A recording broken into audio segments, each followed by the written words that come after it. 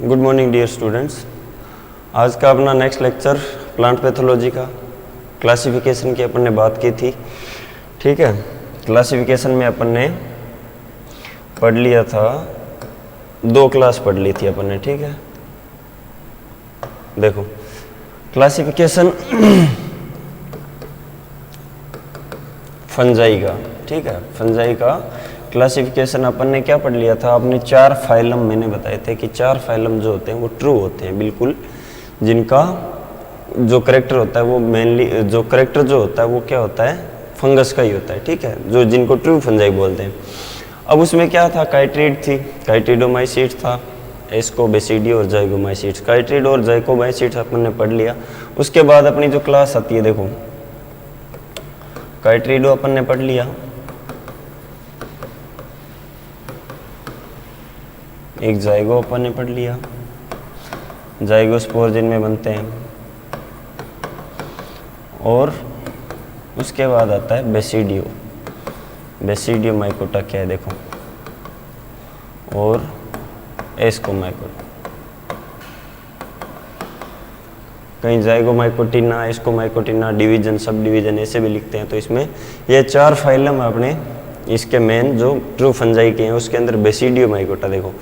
अब इसके अंदर फंगस के एग्जाम्पल बता दिए, तो तुम लोगों को याद रहना चाहिए कि उनके करेक्टर क्या होते हैं। ठीक है, और उनमें जो फंगस होती है वो कौन कौन सी होती है, ये कैटेगरी का पता चल जाए ना, तो उसमें बाद में अपने ज़्यादा इसमें क्या होता है, फंगस में ज़्यादा झंझट नहीं रहता, सीधा सीधा उसमें क्लियर हो जाता है कि कौन सी फंगस किस में आती है, कौन सी क्लास में रहती है, और उसके क्या क्या करेक्टर होते हैं, कैसे कैसे वो डिजीज़ करती है। अब इसके बाद आता है बेसिडियो माइकोटा। बेसिडियो माइकोटा, अब इसको बोलते हैं क्लब फंजाई। ठीक है, क्लब फंजाई इसको बोलते हैं किस वजह से, मशरूम की वजह से। क्लब फंजाई बोलते हैं इसको मशरूम की वजह से। तो मशरूम जो फंगस होती है ना, उसका जो पूरा जो ग्रुप है ना, मशरूम जितनी भी होती है वो लगभग या मोस्टली जो होती है वो किस से बिलोंग करती है, बेसिडियोमाइसीट से। कुछ जो मशरूम होती है वो बिलोंग करती है एस्कोमाइसीट से। ठीक है, तो मोस्टली जो है वो मशरूम आती है बेसिडियोमाइकोटा, तो इसलिए इसको क्लब फंजाई बोलते हैं। इनमें क्लब शेप स्ट्रक्चर बनती है तो उसको बोलते हैं। तो ये बेसिडियोमाइकोटा के अंदर मेनली क्या हो गई, इसके अंदर मशरूम फंजाई, इसको क्या बोलते हैं, मशरूम फंगस। तो मशरूम के तो बहुत सारे जीनस है, बहुत सारी स्पीसीज है। ठीक है, तो इसके अंदर देखो अपने बेसिडियोमाइसीट्स में देखें तो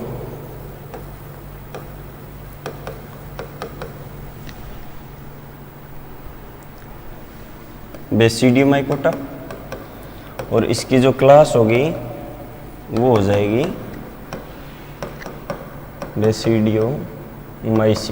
इसकी क्लास जो होगी वो है बेसिडियोमाइसीट्स। ठीक है, तो बेसिडियोमाइसीट्स है। बेसिडियोमाइसीट्स के अंदर अपने बात करें तो एक ऑर्डर की बात करें तो वो होता है एग्रीकेल्स। ठीक है, एग्रीकेल्स जिसके अंदर आती है मशरूम।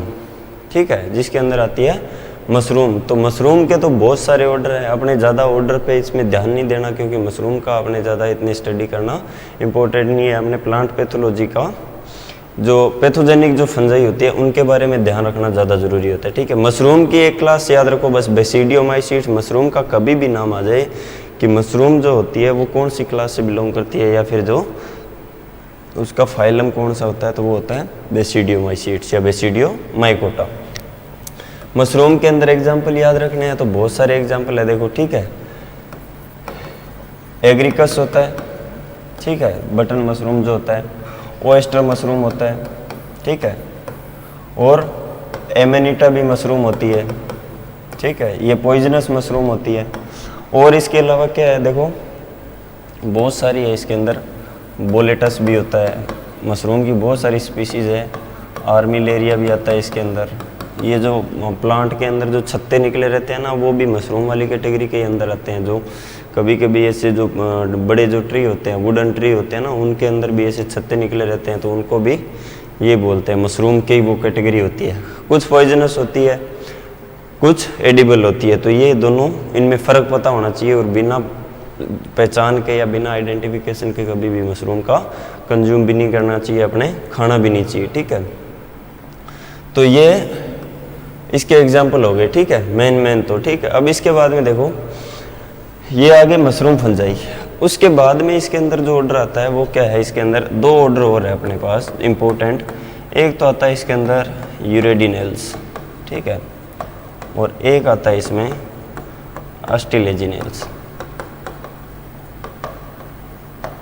यूरेडिनेल्स और अस्टिलेजिनेल्स, तो ये दो ऑर्डर है ना, इनके अंदर देखो क्या है। यूरेडिनेल्स के अंदर आती है रस्ट फंजाई, इसमें क्या आती है, रस्ट फंजाई।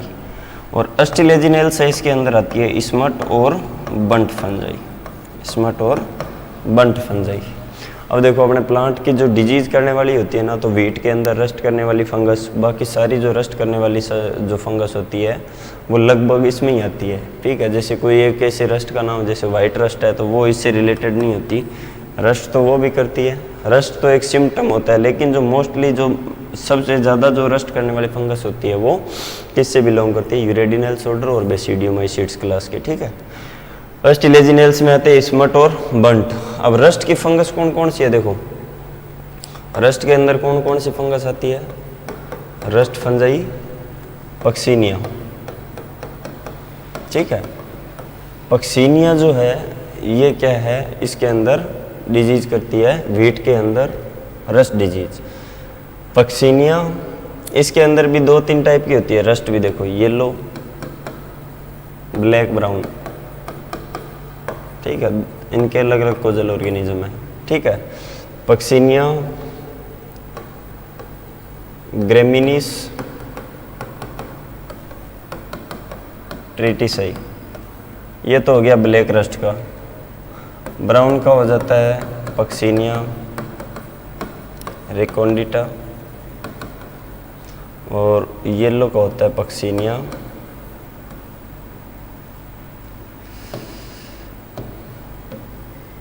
स्ट्राइफॉर्मिस, ये है। तो ये रस्ट फंगस होती है, ये अपने डिजीज में भी पढ़ेंगे।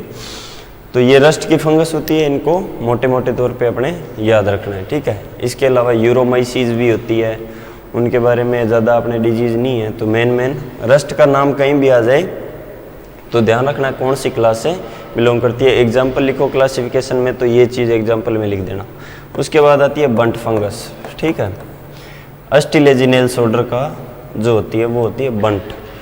बंट फंगस में आती है टिलेसिया, ठीक है, टिलेसिया,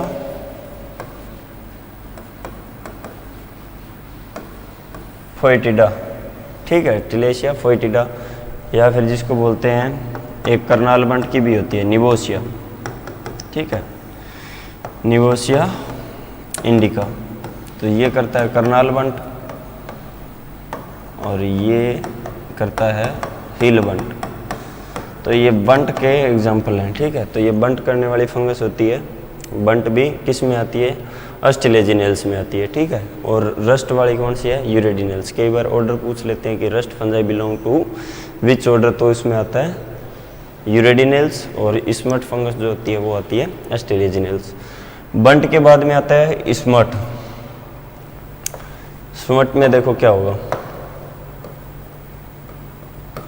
स्मट के अंदर कौन सी फंगस आएगी, ऑर्डर का नाम है वही अस्टिलागो, अस्टिलेजिनेल्स है। तो अस्टिलागो जो फंगस होती है वो होती है स्मट फंगस, ठीक है। तो अस्टिलागो इसके आगे होर्डी लग गया तो जो का हो जाएगा, ठीक है। और अस्टिलागो इसकी जो वीट की जो है इसके अंदर अलग अलग होता है, फ्लेग स्मट होता है और लूज स्मट होता है, ठीक है। तो अब इसके अंदर ये एक याद रखना है, देखो अस्टिलागो जहाँ कहीं भी नाम आ जाए मतलब वो है स्पीसीज इसके अलग अलग होती है, प्लांट के अकॉर्डिंग होगी। अस्टिलागो कहीं भी नाम आ जाए तो वो आ जाती है किसके अंदर, स्मट फंगस के अंदर, ठीक है। अस्टिलागो स्पीसीज एग्जाम्पल में लिख देना सीधा, इसकी बहुत सारी स्पीसीज होती है जो स्मट डिजीज करती है। एक इसका एग्जाम्पल वैसे ही याद करना है तो अस्टिलागो का लूज स्मट का याद कर लो, अस्टिलागो न्यूडा ट्रिटिसाई, ठीक है। तो ये इसका हो जाएगा स्मट फंगस का। तो ये बेसिडियोमाइसीड्स के अंदर मेन चीज़ क्या क्या है देख लो बस।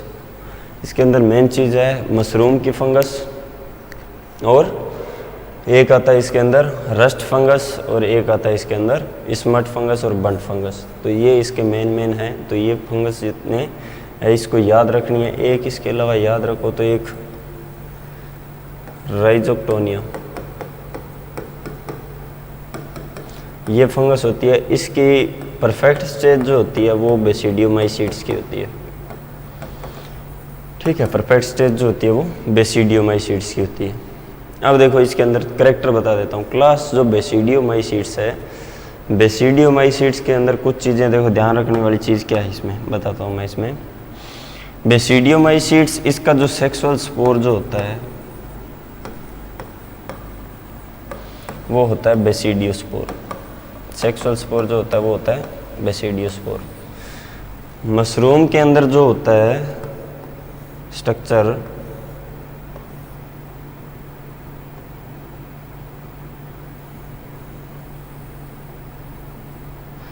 जैसे ये मशरूम का छत्ता जो होता है ना, एक मशरूम की स्ट्रक्चर ऐसी होती है। इसका जो ये छत्ता होता है इसको अगर अपन खोल के देखें, नीचे से देखें तो नीचे की जो स्ट्रक्चर होती है वो ऐसे होती है। ठीक है, और ये जो एक लेयर की बात करें, एक इसकी बात करें तो ये स्ट्रक्चर होती है बिल्कुल ऐसे एक लेयर की तरह, ऐसे पर्दे की तरह होती है। ठीक है, इसके साइड में लगे रहते हैं बेसिडियम, इसमें बनते हैं बेसिडियम। और एक बेसिडियम की अगर स्ट्रक्चर बनाऊं तो बेसिडियम इस प्रकार की स्ट्रक्चर होती है। बेसिडियम एक प्रकार से वो फंगस के माइसीलियम की वो हाइफी होती है जिसके ऊपर बेसिडियोस्पोर डेवलप होते हैं। ठीक है, जैसे कोनिडियोफोर्स होते हैं ना, वैसे उसी प्रकार से बेसिडियम बनता है। जैसे माइसीलियम जो जर्मिनेट होता है उसकी जो स्ट्रक्चर बनती है उसमें भी बन जाता है ये, और ऐसे इस छत्ते के अंदर भी इसका बेसिडियम डेवलप हो जाता है। अब इस बेसिडियम के ऊपर बनते हैं बेसिडियोस्पोर। एक बेसिडियम पे बनते हैं 4 बेसिडियोस्पोर। ये जो स्ट्रक्चर होती है इसको स्ट्रिग्मा बोलते हैं, इतना ज़्यादा डीप अपने नहीं पढ़ना। ये 4 बेसिडियोस्पोर बनते हैं एक बेसिडियम पे। ठीक है, ये अंदर की स्ट्रक्चर ऐसी होती है, ये बेसिडियम बने और बेसिडियम के ऊपर बेसिडियोस्पोर बने रहते हैं। ठीक है, तो जैसे मशरूम का छत्ता सूखता है तो ये बेसिडियम ऐसे लगे रहते हैं, थोड़ी सी हवा लगने से झटक के ज़मीन पे आ जाते हैं। तो ये स्पोर कहाँ जाएंगे? ज़मीन पे, और ये फंगस फिर से वापस ज़मीन में चली जाएगी और फिर नया मशरूम का छत्ता ज़मीन से निकल जाएगा। तो ये तो होता है इसका नेचुरल प्रोसेस। अब इसके अंदर एक दो चीज़ें देखो, इसमें क्या है, एक प्रकार से इसमें माइसीलियम जो होता है वो 3 तरीके से होता है, प्राइमरी, सेकेंडरी और टर्सरी। प्राथमिक, द्वितीयक और तृतीयक 3 प्रकार का माइसीलियम बनाती है ये फंगस। माइसीलियम जो होता है इसका सेप्टेट होता है, सेप्टेट माइसीलियम होता है। सेप्टेट का मतलब इनके माइसीलियम के बीच में कोशिकाओं में, या माइसीलियम जो होता है कोशिकाओं में विभक्त रहता है, इनके बीच में क्रॉस वॉल रहती है। प्राइमरी, सेकेंडरी और टर्सरी माइसीलियम क्या होता है? मशरूम जो बनती है वो होती है जैसे टर्सरी माइसीलियम, तीसरे मतलब तृतीयक माइसीलियम होता है। अब इसमें क्या होता है, नॉर्मल जो माइसीलियम होता है, प्राइमरी माइसीलियम होगा वो बिल्कुल हैप्लॉइड होगा या मोनोकैरियोटिक होगा। प्राइमरी माइसीलियम जो होगा वो हैप्लॉइड या मोनोकैरियोटिक, यानी कि जैसे कोई बेसिडिया है, कोई बेसिडियम है, बेसिडियोस्पोर है, इससे निकलने वाला जो प्राथमिक माइसीलियम होता है वो हो गया प्राइमरी माइसीलियम। वो क्या हो गया? Primary mycelium. प्राइमरी माइसीलियम के बाद में क्या होगा, इसके साथ में जैसे एक बेसिडियोस्पोर और जर्मिनेट हुआ और वो दोनों माइसीलियम आपस में फ्यूज हो गए, फ्यूज होके एक नया माइसीलियम बनाता है, वो हो गया सेकेंडरी माइसीलियम। वो होता है डाइकैरियोटिक। वो क्या होता है? डाइकैरियोटिक। और सेकेंडरी माइसीलियम वो क्या बन जाएगा? Secondary mycelium. टर्सरी जो माइसीलियम होता है, सेकेंडरी माइसीलियम का मॉडिफिकेशन हो जाता है। कैसे? सेकेंडरी माइसीलियम जो होता है ना वो डिफ्रेंशिएट हो जाएगा मेल फीमेल ऑर्गन में, ठीक है, या फिर एक विशेष प्रकार के स्ट्रक्चर में जो जमीन के अंदर से बाहर निकल के आती है, जो आपस में पूरा माइसीलियम इकट्ठा हो जाता है। पूरा माइसीलियम क्या होगा? पूरा इकट्ठा होके और एक ऐसी कॉम्पैक्ट स्ट्रक्चर बना लेती है। कॉम्पैक्ट मतलब एक ऐसी हार्ड स्ट्रक्चर में बदल जाता है, उस चीज़ को बोलते हैं अपने टर्सरी माइसीलियम। और उसके अंदर विभेदीकरण रहता है, उसके अंदर क्या होगा? उसके अंदर स्पोर बनने लग जाएंगे और वो छत्ते का रूप ले लेती है, तो वो टर्सरी माइसीलियम होता है। तो ये इसके 2-3 टाइप के माइसीलियम इस प्रकार से डेवलप होते हैं। ज़मीन में होगा तो 2 बेसिडियोस्पोर जर्मिनेट होंगे, माइसीलियम आपस में मिक्स हो जाएगा और फिर वो माइसीलियम ज़मीन में फैलता रहता है दबाव की वजह से, और फिर वो धीरे धीरे किस में कन्वर्ट हो जाएगा, टर्सरी माइसीलियम में, फेवरेबल कंडीशन होगी तो, और फिर वो ज़मीन को फाड़ के बाहर निकल जाता है, तो वो एक मशरूम का छत्ता बन जाता है। तो ये हो गया मशरूम का करैक्टर, ठीक है। अब इसके अंदर 2-3 चीज़ें हैं, देखो इसका जो माइसीलियम होता है, इसका माइसीलियम जो होता है, इसके माइसीलियम के अंदर क्या होता है, एक तो इसका एक ये मान के चलो कि ये डाइकैरियोटिक फेज, बेसिडियोमाइसीट्स के लिए डाइकैरियोटिक फेज ज़रूरी होती है, ये डाइकैरियोटिक फेज में रहती है, यानी कि इसका जो माइसीलियम होगा उसके माइसीलियम में एक सेल में 2 न्यूक्लियस रहते हैं, उसके माइसीलियम में एनी टाइम 2 न्यूक्लियस रहते हैं। और ये जो 2 न्यूक्लियस वाली स्टेज है ये इसकी बनी रहनी चाहिए, डाइकैरियोटिक मेंटेन रहना चाहिए।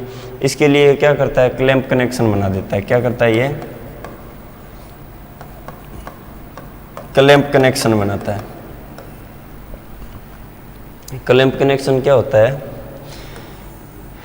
कि अगर कोई इसकी कोशिका है, ठीक है, और उसके अंदर न्यूक्लियस है ना, जैसे ये न्यूक्लियस है, ये न्यूक्लियस है, इसकी आगे की जो कोशिका जब बनेगी, इसकी नई सेल डेवलप होगी, तो उस टाइम क्या होगा कि यहाँ से जो इसका न्यूक्लियस जो होगा वो यहाँ से डिवाइड हो जाएगा और यहाँ पे एक ऐसी स्ट्रक्चर बनने लग जाएगी, यहाँ पे एक ऐसे ट्यूब बन जाएगी ऊपर से ऐसे, ठीक है, और यहाँ से न्यूक्लियस डिवाइड हो जाएगा और ये न्यूक्लियस डिवाइड हो जाएगा, ठीक है, और ये जो सेप्टा रहता है ये हटेगा, यहाँ से एक न्यूक्लियस माइग्रेट होगा इस तरह से, एक न्यूक्लियस माइग्रेट होगा इस तरह से, और फिर ये जो वॉल जो ये जो इसका जो कनेक्शन जहाँ बनता है, जो क्लैंप जो बना रहता है, उसके बाद में क्या होगा, यहाँ से इसकी वॉल से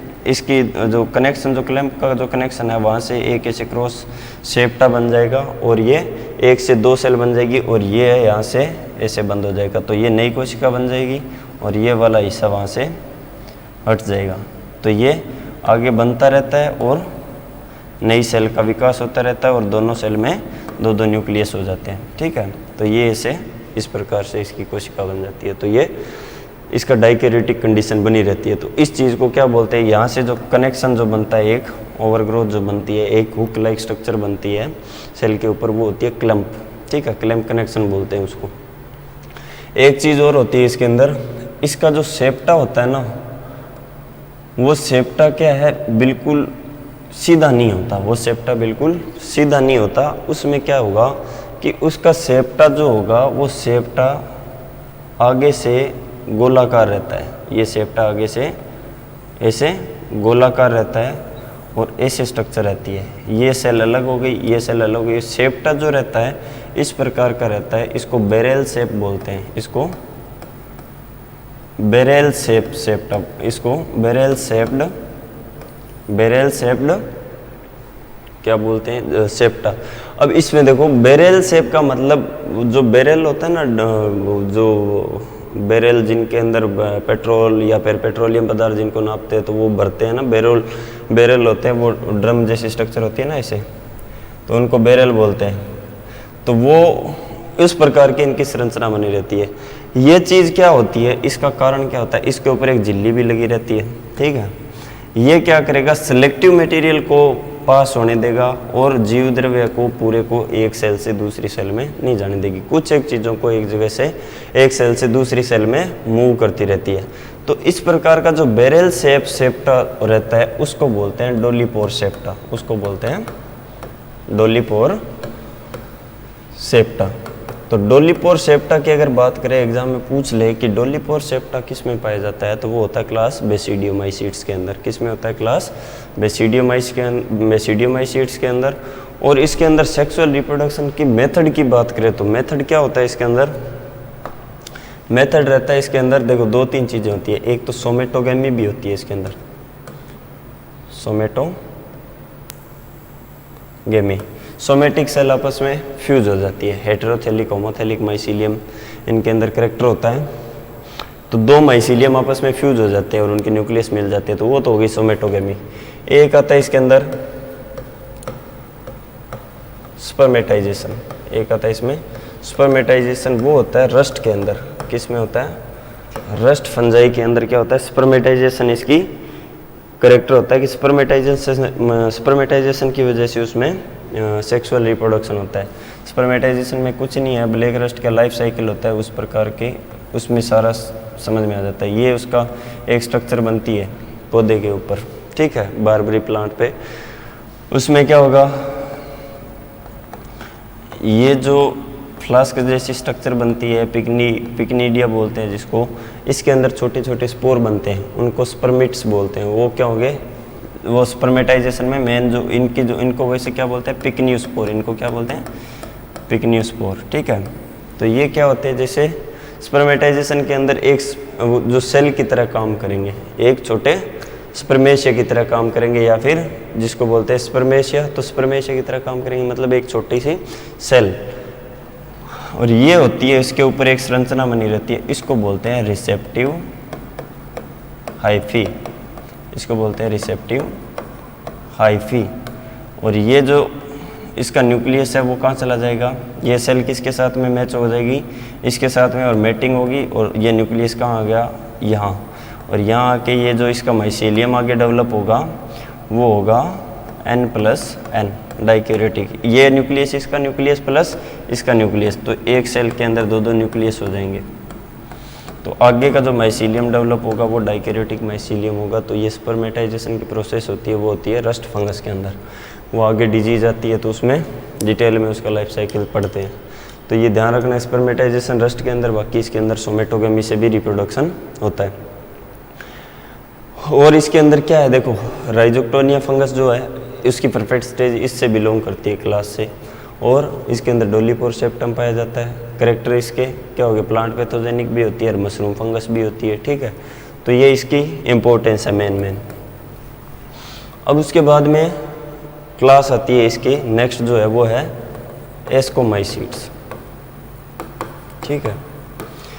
एस्कोमाइसीड्स सबसे इम्पोर्टेंट है प्लांट पैथोजन के पॉइंट ऑफ व्यू से भी, कि ज़्यादा प्लांट पैथोजन जो होते हैं वो फंगल जो प्लांट पैथोजन है वो किससे बिलोंग करते हैं, एस्कोमाइसीड से। इसकी सब क्लास बहुत है, इसकी बहुत सारी क्लासेज हैं इसके अंदर। एस्कोमाइकोटा जो है इसकी क्लास बहुत हैं और उन क्लास के बहुत सारे ऑर्डर हैं। तो सबसे बड़ा ग्रुप मान लो एस्कोमाइसीड्स जो होता है वो सबसे बड़ा फाइलम मान लो इसको, कि सबसे बड़ा फाइलम एस्कोमाइसीड्स होता है, जिसमें बहुत ज़्यादा फंगस होती है जो प्लांट पैथोजेनिक होती है। इसके अंदर क्लास कौन कौन सी है, इसके अंदर जो बच जाएगी ना वो सारी फंगस इसके अंदर आएगी, ठीक है। ये दोनों टाइप के रिप्रोडक्शन वाली होती है, सेक्सुअल और एसेक्सुअल। इसमें भी सेक्सुअल और एसेक्सुअल दोनों टाइप के इसमें स्पोर बनते हैं, ठीक है।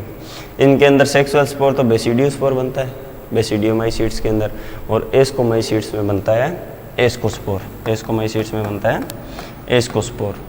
अब इसकी डिटेल जो है अपने इसके देखो कुछ कैरेक्टर जो मैच करता है, तो सिस्टर ग्रुप बोलते हैं इसको, किसका, बेसिडियोमाइसीड्स का, क्योंकि दोनों के कैरेक्टर लगभग मैच करते हैं।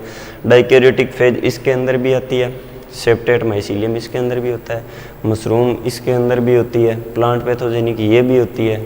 और जैसे डोलीपोर सेप्टम होता है तो उस प्रकार के इसके सेप्टा के अंदर कुछ एक अलग स्ट्रक्चर होती है, ठीक है। वोरोनिन बॉडी पाई जाती है, बीच के अंदर एक ऐसे गोलाकार संरचना बन जाती है सेप्टा के अंदर, एक पहिए की जैसे व्हील की जैसे स्ट्रक्चर बन जाती है। और इनके अंदर बहुत सारी जो फंगस जो होती है वो रिप्रोडक्शन के उनमें क्या होगा, सेक्सुअल और एसेक्सुअल दोनों टाइप के होते हैं। इनके अंदर जो स्ट्रक्चर बनती है फ्रूटिंग बॉडी जिसको बोलते हैं, एस्कोकार्प बोलते हैं, जिनको क्या बोलते हैं, एस्कोकार्प बनते हैं। एस्कोकार्प का मतलब क्या हो गया, फ्रूटिंग बॉडी।